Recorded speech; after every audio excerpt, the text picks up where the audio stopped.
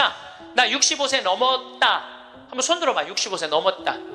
왜 손 안 들어? 여기 지금 다 내 눈에 보이는데 이렇게 많아. 자, 손 내리세요. 자, 이 중에 나 정말로 집 잡혀서 연금으로 생활하고 있다면 손 들어보세요. 지금 한 분, 두 분, 그러니까 제 말이 세 분, 네 분, 제 말이 맞아요. 지금 여기 한 1000여 분 있는데 거의 100명 중에 한 명만 집을. 그런데 이 집 잡혀서 사는 분과 집 안 잡혀서 자식한테 물려주겠다는 분하고 삶의 질은 또 달라요. 집 잡혀서 한 달에 150만 원, 200만 원을 받아 사는 사람들은요, 근심 걱정 하나도 없대요. 마음이 그렇게 편안하대요. 그런데 자식들 용돈 받고 집 물려줄 생각으로 용돈 받고 사는 분들은 어떤 딸은 자식이 10만 원도 갖다 주고 20만 원도 갖다 주고. 우리나라 평균 용돈이 10만 원이에요. 평균 부모님한테. 그럼 20만 원도 갖다 주고 30만 원도 갖다 줘. 근데 어떤 달은 100만 원도 갖다 줘. 100만 원도 갖다 주면 이 할머니가 그 돈을 못 써요. 왜 못 쓰는 줄 아세요? 다음 달에 얼마를 갖다 줄 줄 알고 이거 홀딱 닦았어. 그러니까 계속 불안하게 사는 거야. 계속. 그럼 늘 불만 속에서 사는 거야. 내 인생의 주인공은 난데 남한테 계속 기대고 사는 거예요. 그러시지 마세요. 내 강의를 듣고 정말로 당신 스스로 갈비를 사 먹으러 간 할머니들이 나한테 편지 많이 해요. 또 찾아도 많이 와요. 신부님 말대로 내 돈으로 사 먹어보니까 인생이 바뀌더래요. 어떻게 바뀌느냐면 더 이상 자식 기다리지 않게 되더래요. 그리고 더 이상 원망하지 않게 되더래요. 더 이상 섭섭한 거 없더래요. 그냥 내 돈 갖고 내가 사 먹으면 되지. 대신 너는 나한테 재산 끝이야. 이렇게 딱 정리가 되고 나니까 너무 편안하더래요. 그리고 남은 인생은 내가 책임질 수 있겠다라는 자신감이 생기더래요. 그래서 너무 감사하다고. 너무너무 감사하다고. 아니 내 자식하고의 이런 관계를 끊고 내 삶을 살다가 보니까 걸리는 게 하나도 없대. 그러니까 여러분들도 그렇게 사셔야 돼요. 언제까지 자식하고 엉겨서 그걸 살 수 있다고 생각하세요? 그냥 내 인생의 주인공은 나야. 내가 알아서 살아야 돼. 그래서 여러분들의 인생을 꼭 사시기를 바랍니다.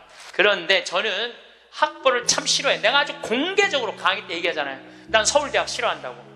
싫어요. 그래서 우리는 학벌을 따지지 않아. 직원 채용할게. 서울대학을 나왔든 유학을 갔다 왔든 이대를 나오든 연대를 나오든 일반 대학을 나오든 중학교를 나오든 고등학교를 나오든 초등학교를 나오든 첫 월급은 똑같아. 다 210만 원이에요. 아무리 잘났어도 210만 원, 아무리 못났어도 210만 원.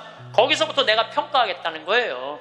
그리고 왜 내가 학벌을 따지지 않느냐 하면은 매주 띄우는데 뭐하러 서울대 졸업장이 필요해? 매주만 잘 띄우면 되지. 그렇지 않아요? 아니 매주가 서울대생만 보면 나 잘 떠야 되겠다 이래요? 나는 행복한 사람이 매주도 잘 띄우더라고. 보니까 이번에 우리 생태마을에서 깻잎을 4.5톤을 땄어요. 깻잎 장아찌 하려고 4.5톤 어마어마하게 땄어요. 그런데 깻잎 따는데 뭐하러 그놈의 2대 졸업장이 필요해? 우리는 깻잎 따는데 2대 졸업장 필요 없어. 뭐만 잘하면 돼? 깻잎만 잘 따면 돼. 깻잎만.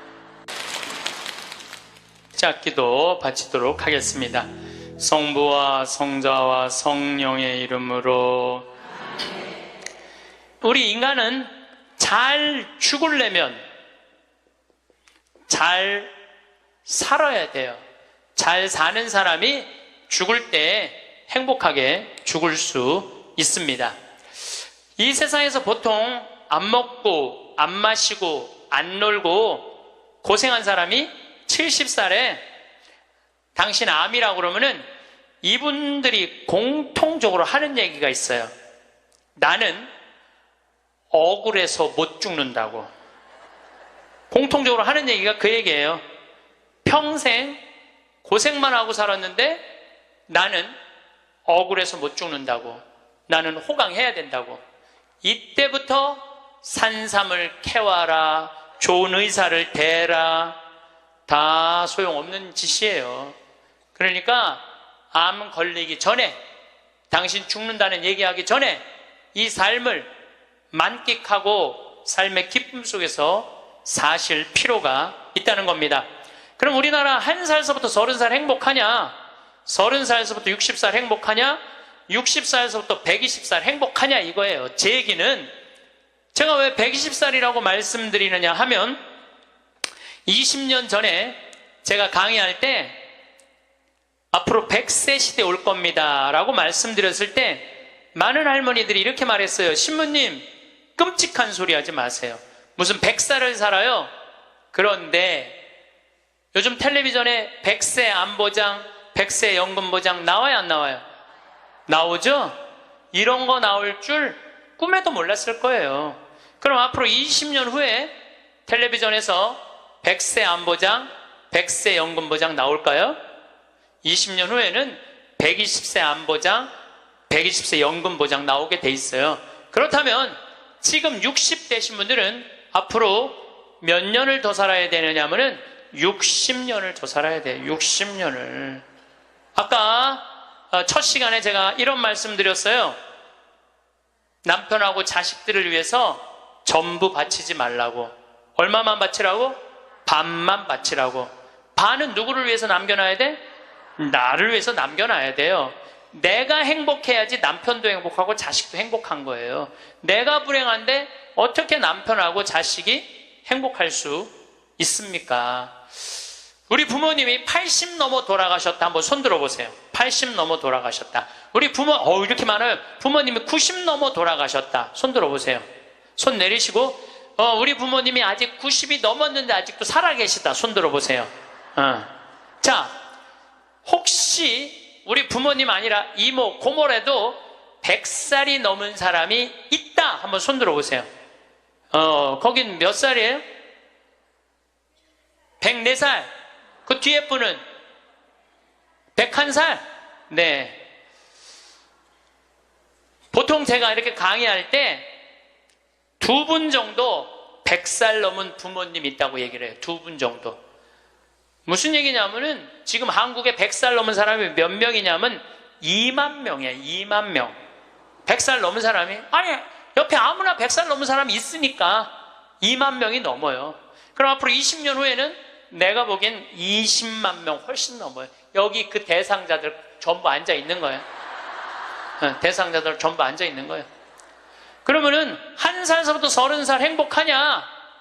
1살서부터 30살은 뭐 해야 되는 나이냐면은 엄마 아빠, 중요한 건 친구들하고 먹고 마시고 놀아야 되는 나이예요. 여러분들, 사람이 되려면 책상 안에서 공부를 해야지 사람이 되는 게 아니에요. 사람이 되려면은 친구들하고 어우러져서 뛰어놀아야지 사람이 돼요. 엄마 아빠랑 그 정을 느끼면서 뜨거운 어머니의 사랑, 아버지의 사랑을 느끼고 살아야지 사람이 되는 거예요. 책상 안에서 공부만 한다고 사람이 되는 게 아니에요. 근데 초등학교 1학년 애가 엄마 아빠 친구들이랑 좀 먹고 마시고 놀라고 그랬더니 엄마 아빠가 이렇게 말합니다. 이놈의 새끼야, 네가 지금 먹고 마시고 놀 시간이 어딨어. 공부해야지. 초등학교 1학년 애가. 제가 한동안 영어학원을 다녔어요. 잠비아 이제 가느냐고. 영어학원 이제 지하에다 주차를 해놓고 1층에 애들이 타요. 애들이 타면, 초등학교 애들이 타는 거죠. 영어학원 온다고 타는데 요만한 애가 가방을 2개를 매요. 앞에 하나, 뒤에 하나. 내가 물어봐요. 너 몇 학년이냐? 초등학교 1학년요. 그래요. 이거 가방을 왜 2개냐? 이거 학교 가방, 이거 학원 가방. 딱 그래, 애들이. 또 요즘 애들 중에 너무 놀란 애들이 있어. 들어올 때 보면은 가방 안 메고 와요. 여행용 캐리어를 끌고 들어와. 여행용 캐리어를. 네, 캐리어를 끌고 다니는 애도 있어요. 보면은. 이거 초등학교 애가 학원을 13개까지 다니는 애를 봤어요. 얘는 엄마 아빠 친구들이랑 먹고 마시고 놀 시간이 없는 애예요. 중학교 올라가면은요, 중학교 올라가면은 자율학습 해야지, 보충학습 해야지, 학원 다녀야지. 엄마 아빠랑 먹고 마시고 놀 시간이 어딨어. 얘는, 인간은요 언제 행복하냐면은 먹고 마시고 놀 때 행복한 거예요. 이거는 내가 요즘 인문학 교수들 얘기를 들어보면 결론은 그거야. 근데 너는 나중에 행복해. 넌 지금 나중에 행복하려면 지금 먹고 마시고 놀지 말어. 그래갖고 먹고 마시고 놀지 못하게 해요. 그럼 너 서울대학 가서 먹고 마시고 놀아. 그럼 우리나라 서울대학 가는 애들은, 공부하는 애들의 0.5%만 서울대학을 가요. 99%는 서울대학 못 가요. 99%는 가지도 못할 서울대학 때문에 20년 인생을 다 날려버리는 거예요. 얘네들은 먹고 마시고 놀지 못하는 거예요. 그래서 얘네들 안에 뭐가 없느냐면 기쁨이 없어요. 얘네들 안에 뭐가 없느냐면 행복이 없어요. 친구가 있어야지 사람은 행복한 거예요. 친구가 없는 사람은 판단력이 떨어지게 돼 있어요. 친구가 없는 사람은 정보가 취약할 수밖에 없어요. 그 부모로부터 받은 후광 외에는 아무것도 없었던 거예요. 지금 와서 보니까. 여러분들 자식들도 정말로 답답하게 키우고 싶으면 계속 학원 보내면 돼요. 예. 그러니까 제일 중요한 거는 먹고 마시고 노는 거예요. 그럼 얘가 30년 동안 30살 이후부터 너 행복해야 돼. 그래서 30살부터 얘가 삼성에 취직해갖고 행복할 수 있다고 생각하세요? 우리말에 이런 말이 있어요. 먹어본 놈이 먹고 놀아본 놈이 논다고. 먹고 마시고 노는 것도 아무나 먹고 마시고 노는 게 아니에요. 먹고 마시고 놀 줄 모르면은 얘는 나중에도 행복할 수가 없어요. 나는 직원들한테도 나중에 잘 안 해줘요. 언제 잘해줘? 지금 잘해줘. 지금 잘해주려면 지금 잘해줘. 네.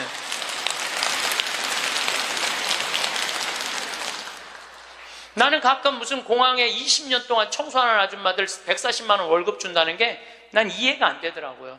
그건 식구로 생각하는 게 아니에요. 우리 집에 와서 일하면은 내 식구인데 적어도 우리 집에서 일을 하면서 인간의 품위는 유지하고 살아야 될 거 아니에요. 그러니까 대우를 잘해줘요. 어제도 제가 새벽에 부모님하고 좀 어디를 좀 갈 일이 있어갖고 새벽 4시에 집을 나오는데 별이 이게 여러분들하고 같이 나누고 싶어. 근데 새벽 4시에 평창에 있어야 돼. 그 시간에 얼마나 영롱하고 아름다운지 참 좋아요. 너무너무 행복한 곳이에요, 우리 생태마을. 그런데 우리 생태마을에 누가 남아서 일을 하느냐, 가만히 봤더니 이제까지 200명도 더 왔다 가고 이력서도 이렇게 쌓여 있어요. 취직하겠다고.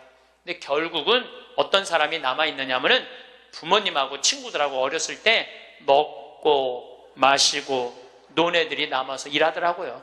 간혹 저한테 신부님 우리 애가 우울증이에요. 우리 애가 왕따 당했어요. 우리 애가 컴퓨터 중독이에요. 우리 애가 알코올 중독이에요. 신부님 사람 하나 살리는 셈 치고 우리 애 좀 받아주세요. 내가 또 마음이 약하니까 받아줘요. 받아주면은 3개월 이상을 못 버텨요. 본인이 그런다고 생태마을의 환경이 아무리 좋아도 그렇게 아까 얘기했죠. 먹어본 놈이 먹고 놀아본 놈이 노는 거라고. 어렸을 때 불행하게 자란 애들은요, 그 공동체 안에서 직장생활 못해요. 아니 KBS에서도 실험을 했잖아요. IQ 좋은 애, 성적 좋은 애, 생활기록부 좋은 애, 이거 쉽게 말하면 먹고 마시고 노는 애. 초등학교 6학년 때 요 성적표를 가지고 30년 후에 추적을 해봤어요. 누가 행복하게 사나? 그랬더니 IQ 좋은 애도 아니고 성적 좋은 애도 아니고 뭐 좋은 애야? 생활기록부 좋은 애, 먹고 마시고 노는 애들이요, 결국은 잘 살더라 이거예요. 결국은. 그러니까 여러분들 자식들한테 너 공부 잘해야지 행복하다는 얘기는 틀린 얘기예요. 이 얘기가 핀란드에서는 이미 결론이 난 거예요. 핀란드는 초등학교 입학 조건이 뭔지 아세요? 잘 노는 애. 잘 노는 애가 입학 조건이에요. 입학 이제 학생들 뽑으려고 전부 다 애들이 와 있잖아요. 근데 놀이시설을 딱 놀게 해요. 근데 한 애가 안 놀아. 그럼 부모 불러갖고 뭐라고 그러는 줄 알아요? 얘 유치원에 다시 보내라고. 왜 우리 애가 유치원에 가? 얘는 지금 노는 법을 모른다고. 놀아야지 사람이 되는 거예요. 놀아야지. 근데 우리는 먹고 마시고 노는 일을 아주 우습게 보는 거예요. 우리나라가 독일보다 4개월을 일을 더 해요. 4개월을 일을 더 하고 미국보다 3개월을 더 일을 해요. 1년에. 그런데 우리가 독일보다 잘 살아요? 미국보다 잘 살아요? 그렇게 뼈 빠지게 일을 하는데도 일한다고 돈 버는 게 아니에요. 제가 아주 재미난 일이 있었어요. 신나는 일이죠. 잠비아에 이제 우리 치과 의사들이 이번에도 1,400명 환자를 봤어요. 안과 의사 2분, 치과 의사 9분이 환자를 1,400명을 봤어요. 일주일에. 어마어마하게 환자를 봤죠. 근데 이제 그 의사 4년째 나 따라다니는 의사가 나 가기 전에는 맨날 신부님 나 비행기에서 떨어져서 죽었으면 좋겠어요. 차가 와서 쳐서 죽었으면 좋겠어. 그랬던 의사예요. 근데 잠비아 봉사활동 가면서부터 사는 게 즐거운 거야. 내 걸 나누니까 자기 존재의 의미가 있는 거예요. 근데 이 의사가 참 돈을 많이 버는 의사예요. 그런데 왜 죽고 싶으냐? 건물은 큰 걸 사놓고 그 빚을 해대느냐고, 화장실 가는 게 아까워갖고 물을 안 마셔. 오줌 누는 시간이 아까워갖고, 진료 시간이. 그러니까 사는 게 즐겁지 않은 거죠. 여러분들 인생에 정말 힘든 게 뭔지 아세요? 확장 이전이에요. 여러분들 괜히 아파트 20평에서 40평 넓혀가는 거, 장사 잘 되는 가게 10평에서 40평 넓혀가는 거 다 고통의 시작이야. 그냥 있는 데서 살아요. 뭐하러 확장 이전을 해. 행복하지 않았던 거야. 근데 잠비아를 떠나면서부터 사는 게 즐겁기 시작한 거예요. 그리고 내가 얘기했어요. 인생은 화장실도 안 가고 진료하는 게 인생이 아니야. 먹고 마시고 노는 게 인생이야. 제발 먹고 마시고 놀아. 그랬더니 그때부터 먹고 마시고 놀기 시작하는 거예요. 일주일에 이틀 과감하게 놀고, 1년에 성지순례 10일 나 따라가고, 성지순례 다른 데 또 가고, 호주 의사들 같이 여행 다니고, 1년에 40일을 놀아요. 40일을 무지하게 노는 거예요. 그러니까 그 조카가 이제 군대 갔다 와서 아르바이트 하면서 그렇게 노니까 이모한테 그렇게 물어보더래요. 이모, 이 치과 월급은 나오는 거야? 이렇게 물어보더래요. 그런데 내가 물어봤어요. 그렇게 먹고 마시고 놀면서 진료할 때랑 화장실도 안 가고 진료할 때랑 어느 때 돈을 더 많이 버느냐? 그랬더니 요즘이 훨씬 많이 번대요. 그리고 세무서에서 연락 왔대요. 돈이 너무 많이 벌려갖고 세무조사 나올 테니까 직원들하고 또 어디 놀러 가라고. 그래서 이제 다음 달에 어디 정동진인가 직원들 데리고 놀러 간대요. 여러분들 집에서 청승 떨고 아무것도 안 마시고 지립대 일만 한다고 돈이 벌려지는 게 아니에요. 먹고 마시고 놀 때 돈도 많이 벌리는 거예요. 우리 생태마을 요즘 다 망한다고 그러잖아요. 우리 생태마을은 작년에 매출액이 45억이었는데 올해 50억이야. 50억. 얼마나 청국장, 가루, 깻잎 많이 팔리는지 몰라요. 하루에 2천만 원씩 팔려. 하루에 2천만 원씩. 요즘 내가 사장인데 내가 사장이 뭐 할 것 같아? 맨날 먹고 마시고 노는 거야. 맨날 먹고 마시고 노는 거야. 직원들 줄 거 다 주고, 아끼지 않아요. 줄 거 다 주고. 그리고 이제 하도 이제 우리 신자가 아니라 비신자들이 물건을 많이 사니까 이제 사업자 등록을 해서 세금도 내요. 제가 세금을 내는데 1년에 2억 정도 세금이 나가요. 많이 나가요, 세금이. 그리고 우리 국장이 신부님 왜 세금이 너무 많이 나가는데 현금은 신고하지 않아도 된다는 거예요. 그런 게 어디 있어? 현금도 다 신고해. 현금도 다 한 푼도 빼지 말고 다 야, 내가 신부로 사는데 왜 머리 복잡하게 살아? 그냥 있는 대로 보고하고 다 살아. 내가 세금 2억 내면 국가가 그거 갖고 어려운 사람 도와주고 나라 돌아가는 거지. 그걸 그냥 이렇게 감추고 저렇게 감추다가 내가 가끔 우리 이제 세금 다 내요. 그래서 세금이 부담스럽더라고요. 다 한 달에 거의 2천만 원씩 세금이 나가니까. 그런데 텔레비전을 보면은 그 세금 떼어먹는다고 탈세한다고 대기업 총수들이 막 마스크 쓰고 막 휠체어 막 타고 막 침대에 누워서 막 들어왔다 나갔다 오는 거 보면서 내가 텔레비 보면서 한마디 해요. 내가 뭐라고 그러냐면 내고 살지. 아유, 내가 이렇게 말해요. 내고 살면 되지. 뭘 그렇게 돈이 많은데 그걸 그냥 돈을 아낀다고 나라 돈 빼먹어가면서 어려운 사람 나눠주는 거 빼먹어가면서 세금 내는 것도 내가 보기엔 자선이에요. 세금 내는 것도 국가가 잘 집행해야 되겠지만은 K, 미르 이건 악다군이에요. 그 돈 없는 기업들한테 그 돈 뺏어가는 건 그건 악다군이 아니에요. 그 돈 갖고 직원들한테 저기 막 보너스나 주고 여행이나 보내주지. 그럼 대한민국이 밝을 텐데. 요즘 국회가 참 많이 싸우죠. 치지도 않고 싸워. 내가 보기엔 야, 어떻게 김정은이 치지도 않고 핵 실험하듯이 우리나라 국회의원들도 치지도 않고 싸워. 그런데 여소야대가 돼갖고 협치한다고? 그것도 말도 안 되는 소리예요. 우리나라 국회의원들이 안 싸우는 날은 언제 안 싸우느냐면 초등학교 교육제도가 바뀌는 거예요. 초등학교 교육제도가 노는 걸로 바뀌는 거. 여러분들, 우리는 자녀들한테 행복을 가르쳐야 돼. 자녀들한테. 근데 우리는 공부를 가르치고 있어. 애들한테 이 세상에 와갖고 행복한 걸 가르쳐야 되는데 공부를 가르치고 있어요. 이거 좀 생각해봐야 될 문제예요. 나는 자식들한테 행복을 가르쳤나 공부를 가르쳤나? 한번 생각해봐요. 뭘 가르쳤어요? 공부 가르치지 않았어요? 행복을 가르쳐야죠. 왜 공부를 가르쳐요? 2006년에 우리나라가 1년에 10만 명씩 조기 유학을 보냈어요. 2006년에 그때 조기 유학 분부로서요. 얘네들이 딱 10년 지났어요. 결론이 나와 있어요. 지금 조기 유학 다 실패했어요. 90%가 다 실패했어요.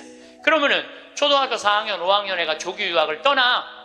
그러면 미국에 가면은요, 여권 심사대에서 막 영어로 막 물어봐요. 야, 너 여기 왜 왔냐? 며칠 머무를 거냐? 뭐 때문에 왔느냐? 막 물어봐요. 그것도 한국말로 물어봐요? 영어로 물어봐요. 그럼 초등학교 4학년 애가 당황스러울 것 같아? 안 당황스러울 것 같아요? 당황스럽죠. 그리고 미국에 딱 가갖고 수업을 하면은요, 아무리 한국에서 영어 공부 열심히 잘해도 못 알아들어요. 얼마 동안? 1년 동안 못 알아들어. 걔가 무슨 죄를 졌다고 1년 동안 말도 못 알아듣는 데서 고생을 해야 돼? 그리고 여러분들 인종차별, 여러분들은 잘 모르지만은 저는 정말로 외국을 많이 다니면서 확실하게 인종차별 느껴요. 신부인 난데도 아주 농담하는 애들 많아요. 너 뭐하러 혼자 사느냐? 막 하느님이 네 뭐 애인이냐? 막 이래가면서 웃기지도 않게 인종차별해요, 걔네들이. 그럼 초등학교 4학년 애가 그 인종차별을 다 겪는 거야. 그러면 한국에서 걔한테 유학 한번 보내려고 그러면 9.11 테러 이후부터 미국은 외국인을 공립학교에 받아들이지 않아요. 다 어디에 들어가야 되냐면 사립학교에 가야 돼. 사립학교는 중학교, 고등학교 1년에 4천만 원, 5천만 원이에요. 등록금이. 1년에요. 1년에 4천만 원, 5천만 원이에요. 3년에 5천만 원이 아니고 기숙사비 3천만 원이에요. 방학이 4번인데 거기 못 있어요. 부모 없으면은 한국에 들어왔다 나갔다 해야 돼.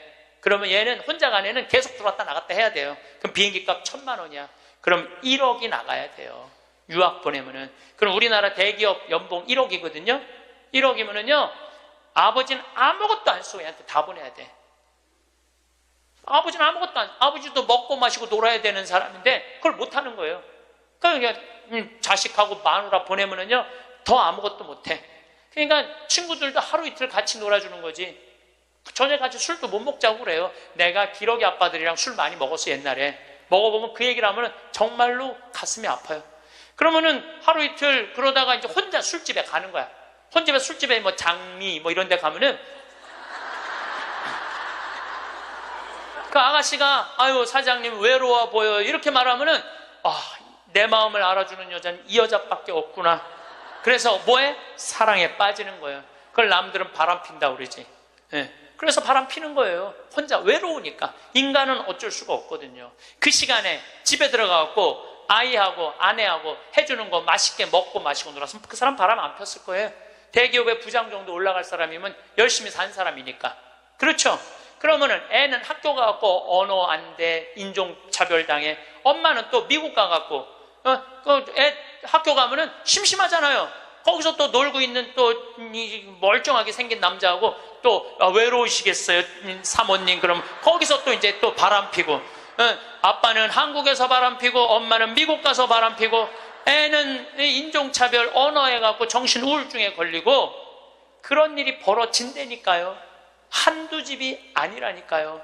뭐를 위해서 애를 유학을 보낸 거예요? 뭐를 위해서? 다 집안 풍비박산 만들어 놓고. 그러니까 애한테 공부를 가르치면 안 된다니까요. 행복을 가르쳐야 돼요. 우리가 뭐를 해서 행복한지. 그래서 10년 동안 간 애들 중에 정말로 한국에도 아니고 미국에도 아닌 애들 많아요. 이건 아무것도 아니야. 대학 졸업하고 유학을 가면요, 얘 심지라도 있어요. 대학 졸업해서 유학 가는 애들. 근데 초등학교, 중학교 때 가는 애들은 심지도 없는 애들이야. 내가 한국인지 미국인지 구분도 안 되는 애들이야.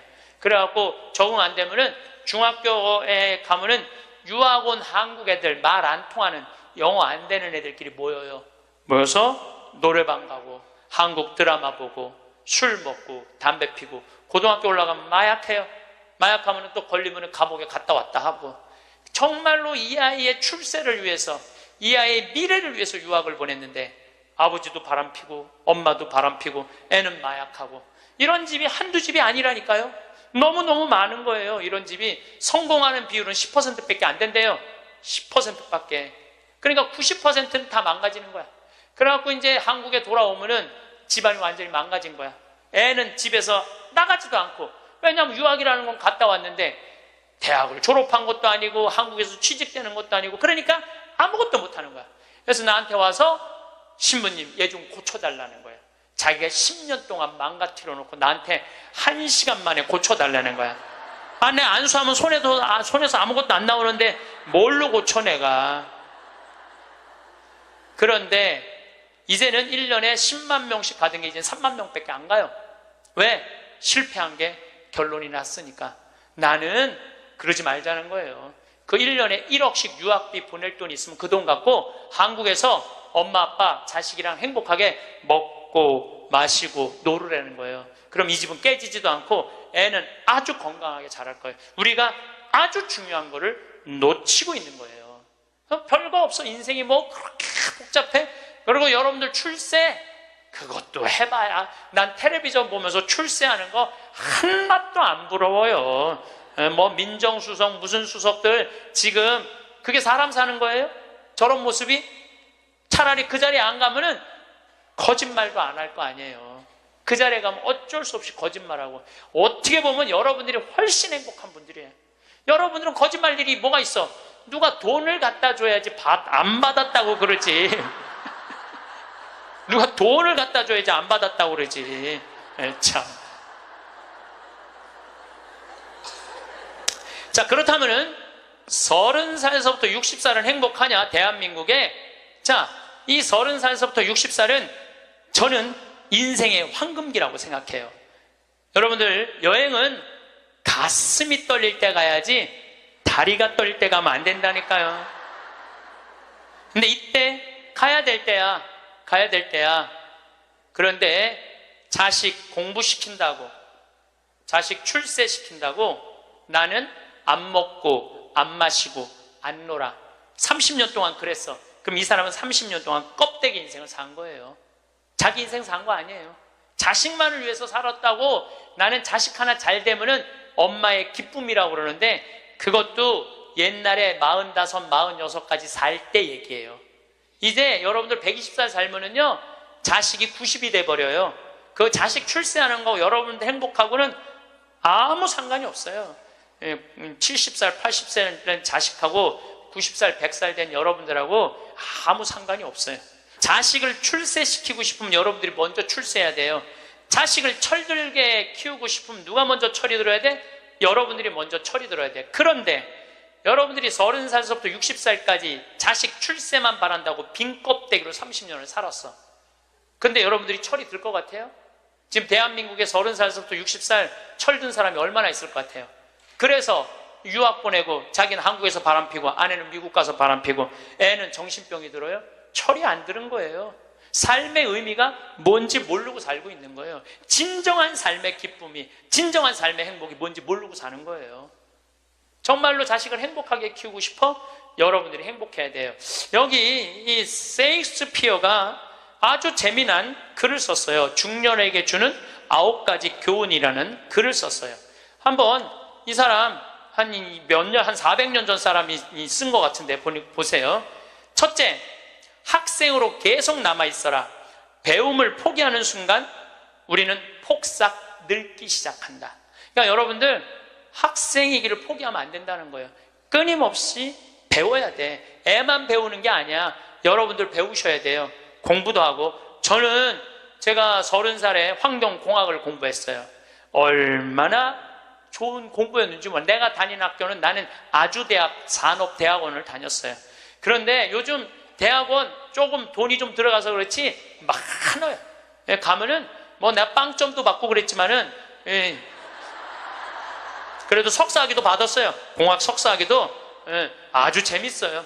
그리고 40이 돼갖고 글 쓰는 거 배웠어요. 글 쓰는 거 배워갖고 이 책도 지금 5권인가 책 냈잖아요. 얼마나 좋은지 몰라요. 요즘은 내가 유튜브를 통해서 정말 많이 배우고 있어요. 배우니까 참 재밌어요. 사는 게. 그러니까 여러분들도 배우는 걸 포기하시면 안 돼요. 둘째, 과거를 자랑하지 마라. 옛날 이야기밖에 가진 것이 없을 때 당신은 처량해진다. 삶을 사는 지혜는 지금 가지고 있는 것을 즐기는 것이다. 이거 셰익스피어도 똑같이 말했어. 지금 가지고 있는 것을 즐기는 거야. 지금. 그러니까 뭐 나중도 생각하지 말어. 옛날도 생각하지 말어. 지금 오늘을 즐기면 되는 거예요. 있는 돈 갖고 나중에 쓰려고 그냥 쥐고 있지 말고 쓰세요. 내가 쓰라는 건 사치하라는 게 아니에요. 돈도 규모 있고 멋있게 쓸 수 있거든요. 쓰는 법도 나는 배워야 된다고 생각을 해. 세 번째, 젊은 사람과 경쟁하지 마라. 대신 그들의 성장을 인정하고 그들에게 용기를 주고 그들과 함께 즐겨라. 이것도 참 좋은 얘기 같아요. 그래서 나는 우리 여주에 우리 젊은 신부님들 계속 많이 초청하고 있어요. 함께 같이 하자고. 근데 참 젊은 신부들이 같이 있으면 참 좋아요. 저는 우리 생태마을의 부관장 모임을 한 달에 한 번 꼭 해요. 출신 부관장 신부님들, 그 신부들이 싫어할 수도 있지만은 한 달에 한 번 젊은 신부들을 모이면은 내가 모르는 거 너무너무 많이 알려줘요. 그들과 함께 즐길 수 있는 것만 해도 좋은 거죠. 넷째, 부탁받지 않는 충고는 굳이 하려고 마라. 늙은이의 기우와 잔소리로 오해받는다. 이것저것 챙겨나지 말라는 거예요.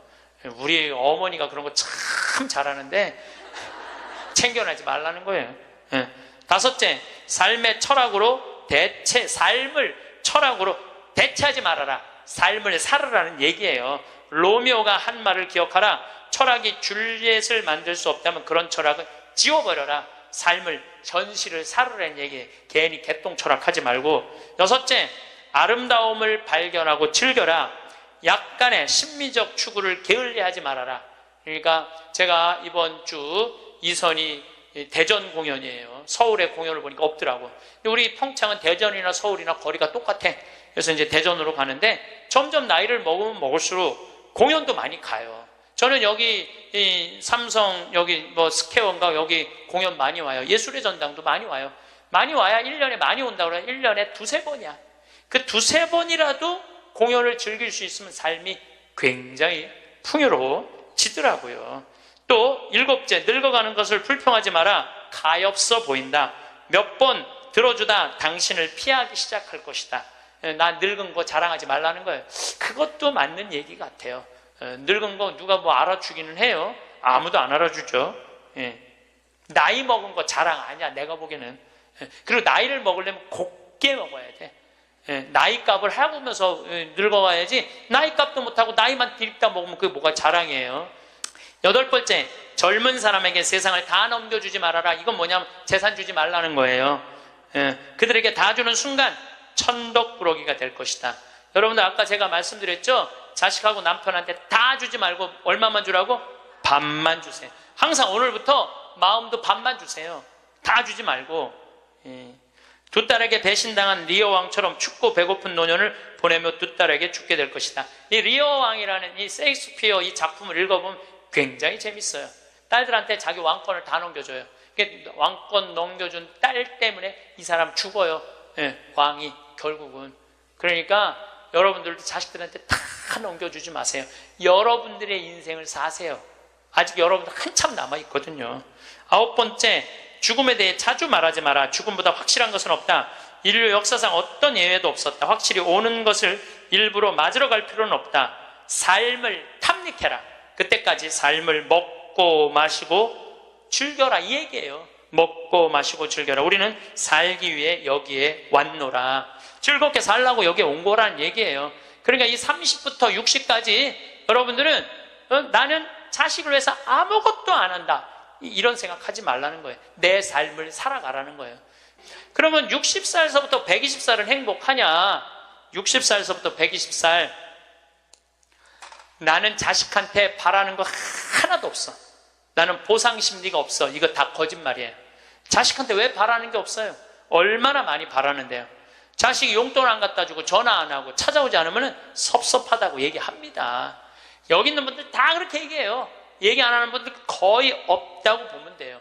그런데 여러분들 60살서부터 120살까지 어떻게 자식이 60년 동안 효도를 할 수가 있어요? 그게 가능하다고 얘기 들어요? 그런 생각 드세요? 나는 60년 동안 효도 받아 먹을 거야. 60살서부터 120살까지. 이거는 있을 수 없는 얘기예요. 그리고 늙어서 자식이 효도하면 행복하고 자식이 효도하지 않으면 불행하고. 왜? 늙어서 행복을 자식한테 떠넘겨. 그냥 내가 행복하면 안 돼요? 왜 자식한테 그걸 힘든 걸 넘겨요? 그리고 여러분들 자식들 중에 여러분들 집에 태어나고 싶어서 태어난 놈은 한 놈도 없어요. 여러분들이 좋아서 난 거지. 그러니까 뭘로 끝내야 되냐면 키운 걸로 끝내야 돼. 그런데 보상 심리가 있어요. 내 자식이 의사야.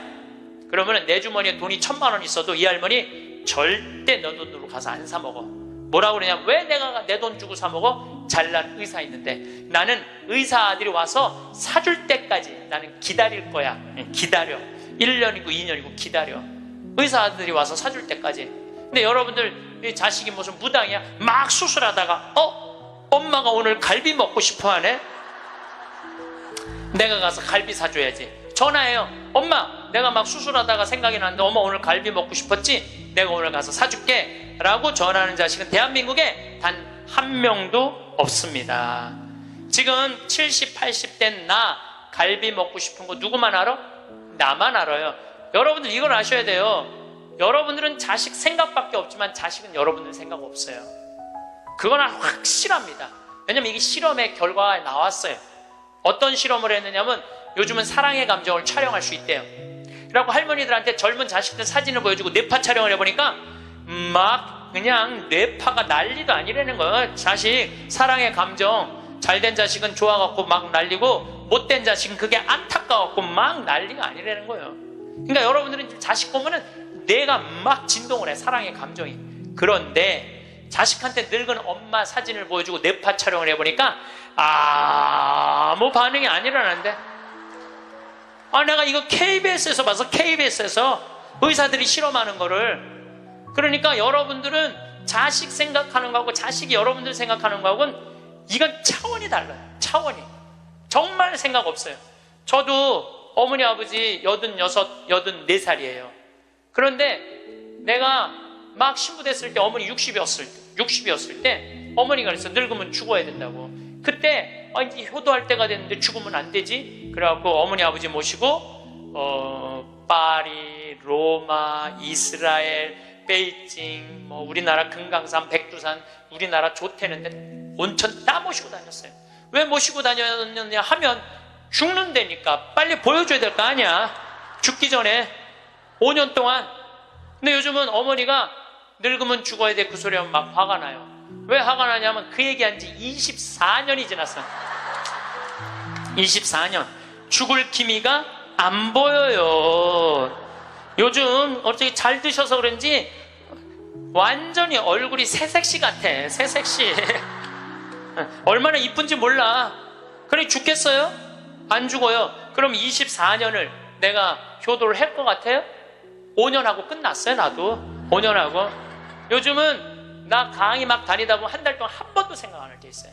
한 번도. 근데 어머니는 아침에 일어나고 제일 먼저 나 위해서 묵주기도 20단 한대요. 하루 종일 아들 생각하는 거지. 집에 가보면 온통 내 사진이야. 그냥 온통 내 사진. 그런데 놀라운 건 우리 사제관은 어머니 아버지 사진 하나도 없어요. 하나도. 그런데 나만 그렇겠어요? 여러분들 자식들 먹고 살기 바쁜데 생각 안 해요. 그러니까 이제 내 인생의 주인공은 누구라고 생각하면 돼? 나라고 생각하면 돼. 우리나라 노인이 지금 700만 명이 65세 이상이. 그러면은 부부가 산다고 하면 350만 세대죠? 350만 세대 중에 집 잡혀서 주택연금으로 사는 세대는 3만 5천 세대. 할머니 중에 내 강의에 딱 맞는 할머니 한 분 오셨어. 여기 여의도에 사는 분인데 개신교 다니는 분이야. 순복음교회 다닌대요. 빌딩이 3개가 있대. 우리 집에 왔는데 하여튼 에쿠스 900인가 리무진인가를 타고 왔는데 어마어마하게 좋은 차를 타고 왔어요. 에쿠스가 아니라 제너시스. 기사를 대갖고 왔어. 근데 그러는 거예요. 신부님 내가 40에 혼자 대갖고 아들 셋을 키웠다는 거. 신부님 말대로 의사, 교수, 사장이라는 거예요. 근데 2년 전까지는 내가 너희들 그렇게 키웠는데 왜 나 한번 안 찾아오느냐. 맨날 원망했대요. 근데 어느 날 갑자기 내가 그러더래요. 늙어서 갈비 먹고 싶으면 지 돈으로 사 먹으라고. 왜 자식을 기다리느냐고. 근데 자기 돈으로 사 먹어보니까 더 이상 안 기다려지더래요. 섭섭한 거 없더래요. 그리고 사는 게 너무너무 즐겁더래. 내 자식하고의 이런 관계를 끊고 내 삶을 살다가 보니까 걸리는 게 하나도 없대. 그러니까 여러분들도 그렇게 사셔야 돼요. 언제까지 자식하고 엉겨서 그걸 살 수 있다고 생각하세요? 그냥 내 인생의 주인공은 나야. 내가 알아서 살아야 돼. 그래서 여러분들의 인생을 꼭 사시기를 바랍니다. 성공한 사람들을 보면 크게 두 부류로 나뉘는 걸 알 수 있습니다. 하나는 자신이 성공했다고 여기저기 떠벌리고 다니는 사람들, 그리고 또 하나는 조용히 아무 말 없이 자기 삶을 사는 사람들입니다. 우리는 흔히 성공을 하면 자연스럽게 자랑하고 싶어질 거라고 생각하죠. 좋은 차를 사고 비싼 시계를 차고 SNS에 멋진 사진을 올리고 싶을 겁니다. 왜냐하면 그렇게 하면 남들이 나를 더 인정해 줄 거라고 믿으니까요. 하지만 현실은 그렇지 않습니다. 오히려 진짜 성공한 사람들은 그렇게 행동하지 않습니다. 왜냐하면 보여줄 필요가 없기 때문입니다. 돈이 많다고 높은 자리에 있다고 유명하다고 해서 굳이 그걸 드러낼 필요는 없습니다. 그걸 아는 사람들은 이미 알고 있고 모르는 사람들은 알 필요가 없죠. 그런데도 굳이나 성공했다고 떠드는 사람들이 있습니다. 그런 사람들은 왜 그럴까요? 간단합니다. 그 사람들은 사실 그렇게까지 성공한 게 아니기 때문입니다. 우리는 종종 SNS에서 성공한 사람들을 봅니다. 해외여행을 가고 고급 레스토랑에서 밥을 먹고 멋진 차를 타고 다니는 모습? 그런데 가만히 보면 그런 걸 보여주는 사람들은 언제나 뭔가를 팔고 있습니다. 강의를 팔든 자기 브랜드를 홍보하든 아니면 단순히 자기 자존감을 유지하려고 하든 간에 결국 목적이 있는 거죠. 진짜 부자들은 그렇게 하지 않습니다. 오히려 조용히 아무도 모르게 자기 일을 합니다. 왜냐하면 자랑해서 얻을 게 없기 때문입니다. 오히려 괜히 잘난 척했다가 사람들에게 이용당하거나 시기와 질투를 받거나 쓸데없는 오해를 사는 게 더 피곤합니다. 이건 단순한 돈 이야기가 아닙니다. 사회적인 성공을 이룬 사람들도 마찬가지입니다. 진짜 실력 있는 사람들은 자기 실력을 굳이 떠벌리지 않습니다. 왜냐하면 그럴 필요가 없으니까요. 자기 분야에서 최고라면 사람들이 먼저 알아서 찾아옵니다. 반대로 실력이 부족한 사람일수록 자기를 포장하려고 애씁니다. 우리가 흔히 듣는 말이 있죠. 빈수레가 요란하다. 이 말이 괜히 있는 게 아닙니다. 정말 내실이 있는 사람들은 굳이 시끄럽게 굴지 않습니다. 반대로 겉만 번지르르한 사람들은 자기가 얼마나 대단한지 떠들고 다닙니다. 이걸 좀 더 현실적인 예로 들어볼까요? 동창회에 나가면 꼭 이런 사람이 있습니다. 옛날에는 별거 아니었는데 갑자기 잘 됐다고 나타나서 자기가 얼마나 성공했는지 자랑하는 사람. 처음에는 다들 와 대단하다 하고 들어주지만 시간이 지나면 어떨까요? 대부분 속으로 이렇게 생각할 겁니다. 저 사람 뭐 저렇게까지 티를 내? 결국 그런 사람은 점점 멀어지게 됩니다. 반면에 정말 성공한 사람들은 조용합니다. 굳이 자기가 어떻게 살고 있는지 설명하지 않죠. 그런 사람들은 오히려 주변에서 먼저 알아보고 자연스럽게 존경을 받습니다. 그게 진짜 성공입니다. 그럼 우리는 어떻게 해야 할까요? 내가 뭔가를 이루었을 때 굳이 남들에게 알릴 필요가 있을까요? 물론 가까운 사람들에게 좋은 소식을 전하는 건 좋습니다. 하지만 굳이 모든 사람들에게 나 이렇게 잘 살고 있어요 하고 알릴 필요는 없습니다. 그런 행동은 결국 나에게 득이 되지 않습니다. 성공이라는 건 원래 조용한 겁니다. 내가 잘 되고 있으면 주변 사람들이 자연스럽게 알게 됩니다. 굳이 내가 말하지 않아도 내 행동과 태도에서 묻어나오게 되어 있습니다. 그러니 굳이 보여주려고 애쓰지 마세요. 오히려 그게 더 진짜 성공한 사람의 태도입니다. 사람은 사회적 동물이라고 하잖아요. 혼자 살아갈 수 없고 결국 사람과의 관계 속에서 기쁨도 얻고 때로는 상처도 받습니다. 그런데 한 가지 생각해 볼 게 있어요. 우리가 정말 인간관계가 필요해서 맺고 있는 걸까요? 아니면 그냥 그래야 한다고 배워서 어쩔 수 없이 유지하고 있는 걸까요? 어릴 땐 친구 많으면 좋다고 하죠. 사회생활에서도 인맥이 중요하다는 말을 많이 합니다. 그런데 정작 주변을 보면요. 인간관계가 넓은 사람일수록 스트레스를 더 많이 받아요. 전화벨이 울릴 때마다 이번엔 또 무슨 부탁일까 싶고 단체 채팅방에서 메시지가 올 때마다 이걸 또 어떻게 대답해야 하나 고민하죠. 관계가 많아질수록 책임과 피로도 함께 늘어나는 겁니다. 어떤 사람들은 인간관계를 줄이면 외롭지 않겠냐고 해요. 그런데 가만히 생각해보면 진짜 외로움을 느끼는 순간이 언제인지 아세요? 오히려 불필요한 인간관계 속에 있을 때입니다. 같이 밥을 먹고 얘기를 나누는데도 뭔가 허전하고 대화가 컥 돌고 속마음을 나누지도 못할 때? 그럴 때 우리가 더 외롭다고 느끼죠. 그렇다고 당장 인간관계를 다 끊어버릴 순 없겠죠. 하지만 적어도 내가 정말 소중하게 여겨야 할 관계와 그냥 관성적으로 유지하는 관계는 구분할 필요가 있습니다. 예를 들어 매번 나한테 부탁만 하고 정작 내가 어려울 땐 연락 한 번 없는 사람. 내가 실수하면 뒷담화를 하면서 내 앞에서는 웃는 사람. 이런 관계를 굳이 계속 이어갈 이유가 있을까요? 가끔은 이런 경험도 있을 거예요. 우연히 어떤 사람과 친해졌는데 만난 지 얼마 되지도 않았는데 너무 많은 걸 털어놓는 사람들 있죠. 자기 속사정부터 가족 문제, 직장 고민까지 쏟아내는 사람들. 이런 경우 두 가지의 가능성이 큽니다. 하나는 그냥 감정적으로 의존할 사람이 필요해서일 수도 있고 또 하나는 내가 믿을 만한 사람인지 떠보는 걸 수도 있어요. 어떤 경우든 이런 관계는 오래가기 어렵습니다. 사실 친밀함이라는 건 시간이 필요한 법이에요. 적당한 거리를 두고 천천히 서로를 알아가야 하는데 초반부터 급격하게 가까워진 관계는 쉽게 무너지는 경우가 많습니다. 처음엔 친하다고 생각했는데 어느 순간 사소한 일로 틀어지고 결국 남보다 못한 사이가 되는 거죠. 그러면 인간관계를 어떻게 해야 할까요? 답은 간단합니다. 억지로 맺지 말고 굳이 유지하려고도 하지 않는 거예요. 내가 편한 관계라면 자연스럽게 이어질 것이고 그렇지 않다면 서서히 멀어질 겁니다. 그리고 그걸 억지로 붙잡지 않아도 괜찮습니다. 관계를 유지하는데 에너지를 쓰기보다는 정말 소중한 관계에 집중하는 게 더 낫지 않을까요? 어떤 사람은 내가 인간관계를 줄이면 나중에 나 혼자 남는 거 아니냐 걱정하기도 해요. 그런데 생각해보면요, 진짜 나를 위하는 사람은 많지 않아요. 인간관계를 줄인다고 해서 완전히 혼자가 되는 게 아닙니다. 오히려 불필요한 관계를 정리하고 나면 남아있는 관계들이 더 단단해지고 가치 있게 느껴질 겁니다. 예전엔 인맥이 자산이라는 말을 많이 했어요. 그런데 요즘은 꼭 그렇지도 않죠. 오히려 불필요한 인간관계가 많으면 그게 짐이 될 수도 있어요. 적당한 거리, 적당한 선.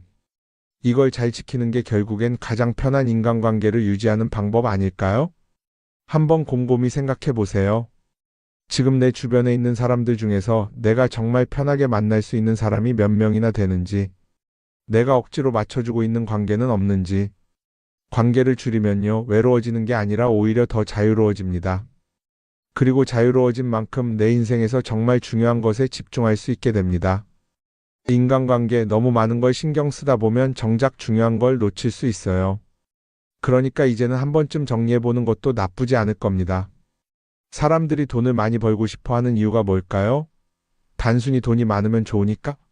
물론 그것도 있겠지만 사실 돈을 원하는 진짜 이유는 더 나은 삶을 살기 위해서겠죠.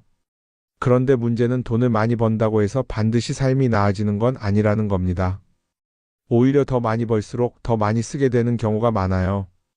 가끔 이런 생각해 본 적 없으세요? 예전에는 돈이 지금보다 훨씬 적었는데 이상하게 그때가 더 여유로웠던 것 같다. 왜 그럴까요? 사실 우리가 원하는 건 돈 그 자체가 아니라 돈을 통해 얻을 수 있는 자유인데 돈을 벌면 벌수록 그 자유를 잃어버리는 경우가 많아요. 더 좋은 차, 더 좋은 집, 더 좋은 옷을 사면서 점점 더 많은 돈이 필요해지고 결국엔 돈을 벌기 위해 또다시 일해야 하는 악순환에 빠지게 되는 거죠. 한번 생각해 봅시다. 우리가 정말 필요해서 뭔가를 사는 경우가 얼마나 될까요? 필요해서라기보다는 남들이 가지고 있으니까, 없어 보이기 싫으니까, 혹은 그냥 기분 전환을 위해서 소비하는 경우가 훨씬 많아요. 그리고 그런 소비를 할 때마다 스스로 이렇게 합리화를 하죠. 이 정도는 나를 위한 투자야. 그런데 가만히 보면 그 소비가 진짜 나를 위한 소비인지 아니면 그냥 사회가 만든 기준에 끌려가고 있는 건지 헷갈릴 때가 많습니다. 예를 들어 예전에는 스마트폰 하나면 충분했는데 이제는 스마트워치도 있어야 하고 무선 이어폰도 필요하고 태블릿도 있어야 할 것 같고 하나를 사면 또 다른 무언가가 필요해지는 시기예요. 사실 이건 우리가 그렇게 만들어진 겁니다. 광고도 그렇고 SNS도 그렇고 자꾸 우리에게 이렇게 말하죠. 이걸 사야 더 행복해질 수 있어요. 그런데 정작 그걸 사고 나면 어때요? 처음 며칠은 좋죠. 그런데 시간이 지나면 또 다른 걸 사고 싶어져요. 왜냐하면 물건이 우리를 오래 행복하게 만들어주지는 않거든요. 특히 요즘은 SNS가 이런 소비 심리를 더 부추기는 것 같아요. 예전에는 친구들끼리 만나서 나 새로 샀어 하고 자랑하는 게 전부였는데 이제는 SNS에 올리면서 전 세계 사람들에게 보여주잖아요. 그러다 보니까 남들도 다 뭔가를 사서 올리고 나도 따라해야 할 것 같은 기분이 드는 거예요. 그런데 중요한 건 그 사람들도 사실은 나와 똑같은 기분이라는 겁니다. 내가 남을 부러워하는 만큼 나도 누군가에게 부러움을 사려고 애쓰고 있는 거죠. 결국 끝없는 비교와 소비 속에서 진짜 중요한 걸 놓치게 되는 겁니다. 한번 이렇게 생각해 보면 어떨까요? 만약 내가 지금부터 딱 1년 동안 불필요한 소비를 하지 않는다면 내 삶이 어떻게 변할까? 아마 처음에는 답답할 수도 있어요. 사고 싶었던 걸 참아야 하니까. 그런데 그걸 몇 번 참고 나면 어느 순간 깨닫게 될 겁니다. 내가 굳이 이걸 안 사도 괜찮네? 그렇게 불필요한 소비가 줄어들면 자연스럽게 돈이 쌓이겠죠. 그런데 돈이 쌓이는 것보다 더 중요한 게 있어요. 바로 마음의 여유가 생긴다는 겁니다. 돈을 쓰지 않는다고 해서 불행해지는 게 아니라 오히려 소비로부터 자유로워지면서 진짜 행복을 찾을 수 있어요. 물론 이걸 실천하는 게 쉽지는 않겠죠. 우리 주변에는 소비를 부추기는 것들이 너무 많으니까요. 하지만 적어도 이런 건 해볼 수 있습니다. 뭔가를 사고 싶을 때 한 번만 스스로에게 물어보는 거예요. 이게 정말 나한테 필요한 걸까? 아니면 그냥 순간적인 욕심일까? 만약 그 질문을 던졌을 때 5초 안에 당연히 필요하지 라는 답이 나오지 않는다면 사실 그건 없어도 되는 물건일 가능성이 큽니다. 정말 필요한 건 고민할 필요도 없이 바로 떠오르거든요. 그러니까 이제는 한 번쯤 생각해 봐야 할 것 같아요. 나는 지금 내가 원하는 삶을 살고 있는 걸까? 아니면 남들이 만든 기준에 맞추기 위해 내 시간을 팔고 있는 걸까? 소비를 줄인다는 건 단순히 돈을 아끼는 게 아닙니다. 그건 결국 내 삶의 선택권을 되찾는 일이거든요. 돈을 많이 버는 것도 중요하지만 더 중요한 건 그 돈을 어떻게 쓰느냐입니다. 그리고 때로는 아무것도 사지 않는 게 최고의 선택일 수도 있어요. 우리는 요즘 SNS 없이 사는 게 거의 불가능한 시대에 살고 있죠. 아침에 눈 뜨자마자 휴대폰을 확인하고 출근길에도 SNS를 보고 잠들기 전까지도 계속 들여다봅니다. 그러면서 남들이 어떻게 사는지 보고 나도 모르게 비교하게 되고 때로는 초조해지기도 하죠. SNS에 올라오는 사진들 한번 보세요. 맛집에서 멋진 음식을 먹고 해외여행을 다니고 좋은 옷을 입고 성공한 삶을 사는 사람들. 그런데 가만히 보면 이 사람들이 정말 행복해서 저런 사진을 올리는 걸까요? 아니면 그냥 행복해 보이고 싶은 걸까요? 실제로 SNS에 가장 많이 올라오는 사진이 뭔지 아세요? 남들이 부러워할 만한 순간들입니다. 집에서 편하게 쉬고 있는 모습이나 출근길에 지친 얼굴, 어제 먹다 남은 배달 음식 사진 같은 건 잘 안 올리죠. 대신 멋진 레스토랑, 명품 가방, 고급 호텔 같은 것들이 올라옵니다. 왜 그럴까요? 결국 SNS는 보여주기 위한 공간이기 때문입니다. 여기서 중요한 게 있어요. 우리가 SNS에서 보는 건 그 사람의 삶 전체가 아니라 편집된 일부 장면이라는 겁니다. SNS는 마치 한 편의 다큐멘터리나 영화처럼 잘 꾸며진 장면들만 보여줍니다. 그런데도 우리는 그걸 보면서 아, 저 사람은 나보다 더 행복하구나 하고 착각하죠. 예를 들어 SNS에서 한 친구가 해외여행을 가서 아름다운 풍경을 찍어 올렸다고 해볼게요. 우리는 그걸 보면서 부럽다, 나도 저렇게 살고 싶다라고 생각하겠죠. 그런데 정작 그 친구는 사진을 찍고 나서도 일 때문에 스트레스를 받고 있을 수도 있고 여행 비용을 감당하느라 카드가 걱정을 하고 있을 수도 있습니다. 그 부분은 우리는 알 수가 없죠. 그런데 문제는 이렇게 남들과 비교하는 습관이 쌓이면 결국 내 삶이 초라하게 느껴진다는 겁니다. 원래는 그냥 조용히 살아도 괜찮았는데 SNS를 보고 나면 나만 뒤처지는 것 같고 뭔가를 더 해야 할 것 같고 괜히 불안해지죠. SNS는 기본적으로 사람들의 비교 심리를 자극합니다. 남들이 가진 걸 나도 갖고 싶게 만들고 남들이 하는 걸 나도 해야 할 것 같은 기분이 들게 만들죠. 그러다 보니 필요하지도 않은 걸 사게 되고 무리해서라도 화려한 곳에 가게 되고 남들에게 보여주기 위해 사는 삶을 살게 됩니다. 그럼 어떻게 해야 할까요? 사실 정답은 간단합니다. SNS에서 보이는 것들을 곧이곧대로 믿지 않는 것입니다. 그리고 더 중요한 건 남과 비교하는 걸 멈추는 것이에요. 어떤 사람이 비싼 차를 타고 다닌다고 해서 그 사람이 꼭 행복한 건 아닙니다. 좋은 차를 타고 다니지만 밤마다 사업 걱정에 잠 못 이루는 사람도 많아요. 반대로 대중교통을 이용하지만 마음 편하게 사는 사람도 있죠. 결국 행복은 보이는 것이 아니라 느끼는 것입니다. SNS를 덜 보면 덜 불행해진다는 연구 결과도 있어요. 하루 종일 남의 삶을 보면서 비교하는 시간을 줄이면 내 삶에 집중할 수 있는 시간이 많아지는 겁니다. SNS를 완전히 끊을 필요는 없지만 최소한 그 안에 있는 것들이 전부 진짜라고 생각하지 않는 태도는 필요합니다. 우리는 누구나 자신만의 속도로 살아가고 있어요. 남들은 남들대로 사는 거고 나는 나대로 살면 됩니다. SNS에서 남들의 화려한 모습을 볼 때마다 한 번쯤 이렇게 생각해 보세요. 이건 그 사람이 보여주고 싶은 삶일 뿐이다. 그러면 조금은 편해질 겁니다. 사람들은 다들 자기 인생을 살아간다고 생각하죠. 그런데 가만 보면 정말 자기 인생을 사는 사람이 얼마나 될까요? 많은 사람들이 사실은 남이 만들어 놓은 기준에 맞춰서 살고 있어요. 좋은 대학, 좋은 직장, 좋은 차, 좋은 집. 다들 이런 걸 목표로 삼지만 정작 내가 원하는 삶이 뭔지 깊이 생각해 본 적이 없는 경우가 많아요. 이건 어릴 때부터 교육받아온 방식과도 관련이 있어요. 우리는 어릴 때부터 이렇게 살아야 한다는 틀 안에서 자라죠. 공부 열심히 해서 좋은 성적을 받아야 하고 좋은 직장을 가져야 하고 결혼도 적당한 때에 해야 하고 마치 인생이 정해진 수순이라도 있는 것처럼요. 그러다 보니 나 스스로 정말 원하는 걸 고민하기보다는 그냥 남들이 정해놓은 목표를 따라가게 돼요. 그런데 이렇게 남의 기준에 맞춰서 살다 보면 어느 순간 공허함을 느끼게 됩니다. 이게 정말 내가 원했던 삶인가? 하는 의문이 들 때가 오죠. 어릴 땐 성적이 목표였고 사회에 나와서는 연봉이 목표였고 결혼하고 나서는 아이 교육이 목표였는데 그 목표를 이루고 나면 허무한 거예요. 계속 뭔가를 이루긴 했는데 정작 나는 어디에 있는지 모르겠는 거죠. 진짜 중요한 건 내가 원하는 게 뭔지를 아는 것이에요. 그런데 이게 쉽지 않죠. 오랫동안 남의 기준대로 살아왔기 때문에 막상 내가 정말 원하는 게 뭐지? 하고 물어보면 선뜻 대답하기 어려운 경우가 많아요. 하지만 이 질문을 하지 않으면 우리는 평생 남이 정한 기준 속에서 살게 됩니다. 그럼 어떻게 해야 할까요? 첫 번째로 필요한 건 내가 왜 이런 생각을 하게 됐는지 스스로 점검하는 거예요. 예를 들어 내가 비싼 차를 사고 싶다고 생각한다면 그게 정말 내 필요 때문인지 아니면 남들에게 잘 보이기 위해서인지 한번 따져봐야 해요. 만약 남들이 나를 어떻게 볼까 하는 게 더 중요하다면 그건 내 기준이 아니라 사회가 만들어 놓은 기준일 가능성이 큽니다. 두 번째는 다른 사람의 의견에 휘둘리지 않는 연습을 하는 거예요. 우리는 살아가면서 끊임없이 남들의 평가를 받죠. 그 나이에 그런 걸 시작한다고? 지금 그게 가능하겠어? 이런 말들이 우리를 흔들어 놓습니다. 그런데 그런 말에 신경 쓰다 보면 결국 아무것도 하지 못하게 돼요. 중요한 건 남들이 뭐라고 하든 내가 결정하는 거예요. 물론 남의 조언을 들을 수도 있고 참고할 수도 있죠. 하지만 최종 결정은 항상 내 몫이어야 합니다. 내가 결정하고 내가 책임지는 거.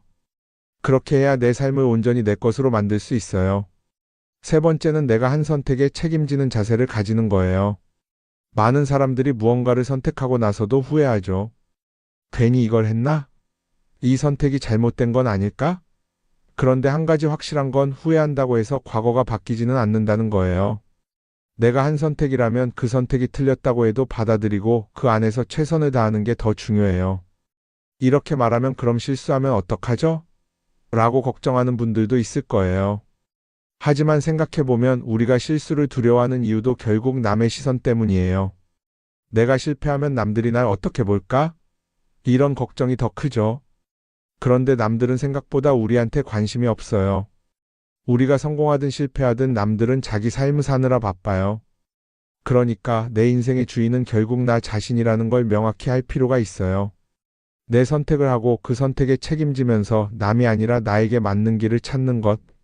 그게 진짜로 내 삶을 살아가는 방법이 아닐까요?